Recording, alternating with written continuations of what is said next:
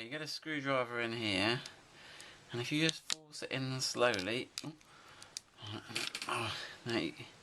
okay, and then you can push it up. Okay, right. So now you've got to be careful. I'll show you, and then it slides up and then pops out. So let me just show you a couple of things. When you're going to get it, don't put the screwdriver down, or you'll go on this fixed bit. You need to make sure you come up just to try and force on the inside of that there. I think you'll see what I'm saying. Just make sure you force on, don't put it in too far or you'll get stuck under this fixed bit here. Right, okay, and you can see how this slops on. It's got some grips on the back and there's a little sort of channel there, so when you sort of got to get it in and then it pushes down.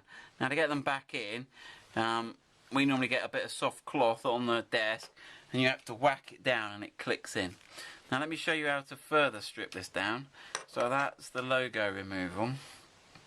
Now what you've got here is this bit here is actually like a cartridge assembly that plugs in sideways, and the trick is you've got to get this out. Sometimes you can pull them out and sometimes you've got to just lever it out. So let's have a look if we can do this. Okay, here he comes. Okay, so that's it. Here he comes. Okay, so what you've got here is a little cartridge assembly. We'll have a look at that, and then you can pull the stick out. So that's basically the component parts of the gear knob. And again, this is pretty much the same on the Sport and the L322. So you've obviously got a little hole in the stick, and that hole links in with this pin. So you can see when it's in this way, and when you press on to select reverse, it lifts that pin, which in turn lifts that there, so that you get this motion, and that all happens inside the gear knob.